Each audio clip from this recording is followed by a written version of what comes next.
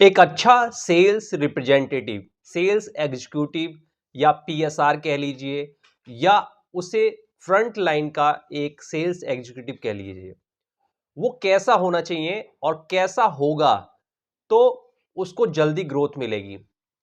क्या चीजें उसमें क्वालिटी होनी चाहिए और क्या चीजें नहीं होनी चाहिए, इस वीडियो में आप जानेंगे। अगर आप एक sales representative as a career choose करते हैं या है करंट में, तो आपके लिए ये वीडियो काफी फायदेमंद हो सकती है, क्योंकि सेल्स ऑफिसर कैसे बने या एरिया मैनेजर कैसे बने, इस वीडियो से पहले आपको ये वीडियो जरूर देखनी चाहिए कि एक अच्छे सेल्स रिप्रेजेंटेटिव कैसे बने।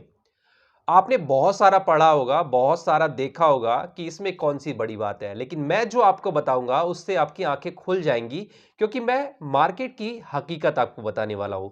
वहां पर एक अच्छे सेल्स रिप्रेजेंटेटिव की क्या परिभाषा होती है और क्या गुण होते हैं जिससे वो जल्दी से सेल्स ऑफिसर बन जाता है, सुपरवाइजर बन जाता है, टीम लीडर बन जाता है। चलिए दोस्तों, वीडियो को स्टार्ट करते हैं।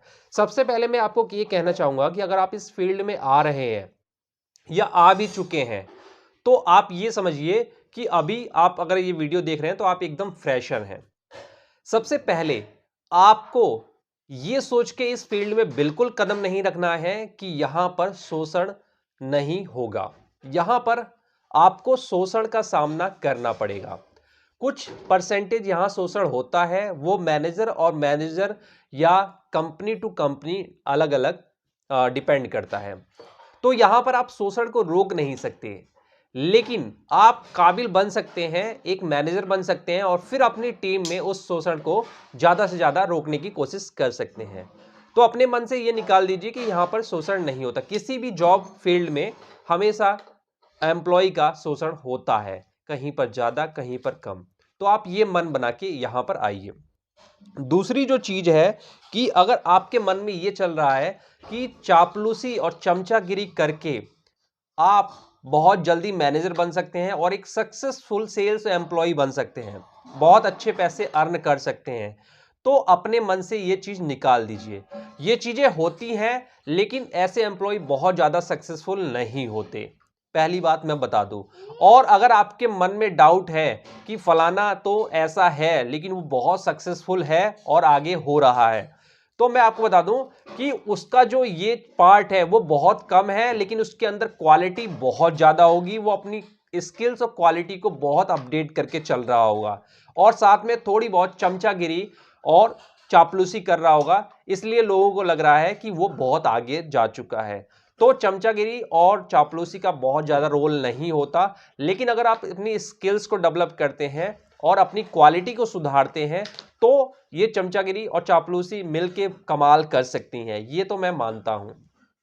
आपको क्या करना है कि इस फील्ड में आपको अपना काम टाइम से करना है और कोशिश करनी है कि आपके मैनेजर की जो क्वालिटी है, आपके सेल्स ऑफिसर की जो क्वालिटी है या आपके टीम लीडर की जो क्वालिटी है, उसको भी सीखने की कोशिश करिए। बहुत सारे एम्प्लॉय मैंने देखे हैं जो बहुत अच्छा काम करते हैं, अपना टारगेट बहुत अच्छा पूरा करते हैं, लेकिन वो अपने मैनेजर और टीम लीडर की क्वालिटी सीखने में ज्यादा इंटरेस्टेड नहीं लगते, या उनको समझ में ही नहीं आता कि ये चीज भी हमें सीखनी चाहिए। उनके मन में ये होता है कि जब ये पोजीशन मुझे मिलेगी, जब ये सैलरी मुझे मिलेगी, तभी मैं ये काम करूंगा या सीखूंगा। तो ये चीज आप अपने मन से निकाल दीजिए। आपको अपने मैनेजर की नहीं, अपने कंपनी के जो बॉस है, ऑनर है, कहीं से भी कोई अच्छी क्वालिटी मिलती है तो ये सोच के देखना है कि काश मैं उस जगह पर होता तो मैं ऐसा करता, या फिर मैं चीजों को किस तरह से करता। आप एज्यूम करके भी वो क्वालिटी अपने अंदर ला सकते हैं। कंटिन्यू उस चीज में आप ढलेंगे, यानी कि आप उस रोल को सोचेंगे, तो आपको बहुत सारी चीजें सीखने को मिलेगी कि आपका मैनेजर क्या करता है, कैसे इसने इंटरव्यू दिया होगा, किस तरह से ये तरक्की कर रहा है और किस तरह से ये टीम को संभाल रहा है, टारगेट पूरे कर रहा है, किस तरह से ये बातें करता है, बहुत सारी चीजें। तो ऑब्जर्वेशन टेक्निक जो है वो अपनानी पड़ेगी। अपनी सेल्स टारगेट के अलावा आपको इस चीज पे काम करना पड़ेगा। तभी कल को अगर आपके लिए सेल्स ऑफिसर का इंटरव्यू आता है तो आप पहले इंटरव्यू में सेलेक्ट हो सकते हैं, दूसरे इंटरव्यू में ही सेलेक्ट हो सकते हैं। वरना आप ये चीजें नहीं करेंगे तो 10 इंटरव्यू देंगे, फेल हो जाएंगे, उसके बाद सोचेंगे यार ये चीज तो मैंने सीखी नहीं, अब मैं सीखता हूं। तो ये चीज मन से निकाल दीजिए। आपको अगर कोई रोल लेना है तो 2 साल पहले ही उसको सीखना स्टार्ट कर दीजिए, 3 साल पहले ही उसको सीखना स्टार्ट कर दीजिए। और अगर उसको सीखना स्टार्ट करेंगे तो आप जिस रोल में हैं वो रोल बहुत ही परफेक्टली काम करेगा। अगर आप सेल्स ऑफिसर अपने आप को मान के एज्यूम करके काम को सीखते हैं तो आप सेल्स रिप्रेजेंटेटिव में बहुत अच्छा काम करेंगे, कमाल करेंगे, मैं बता रहा हूं आपको। और एक चीज और है कि यहां पर आप अपने मैनेजर को इंप्रेस मत करिए, अपनी कंपनी को इंप्रेस करके मत चलिए। बहुत सारे लोग अच्छा टारगेट करते हैं और अपनी कंपनी, मैनेजर को, करंट कंपनी और मैनेजर को इंप्रेस करने के चक्कर में लगे रहते हैं कि हमें यहां पर प्रमोशन मिल जाएगा, हमें यहां पर सैलरी हाइक मिल जाएगी। मैंने कहा कि आप आपकी क्वालिटी है तो आप उसे 10 जगह चेक कीजिए, यानी कि इंटरव्यू दीजिए और जहां आपको मिलता है आप वहां पर जाइए, क्योंकि आपका मैनेजर भी कहीं से आया है और आपकी कंपनी का जो एचआर है उसका यही काम है, वो भी दिन रात बंदों को ला रहा है आपकी कंपनी में दूसरी कंपनियों से। तो ये कोई पाप नहीं है, पहली चीज ये है। अब ये आपको डिसाइड करना है कि आपको ये कैसे करना है। और सेल्स रिप्रेजेंटेटिव का जो काम है वो तो आपको पता ही है, वो चीजें आपको करनी ही है। ये सारी क्वालिटी करेंगे तो बहुत जल्दी सक्सेसफुल एक मैनेजर बनेंगे।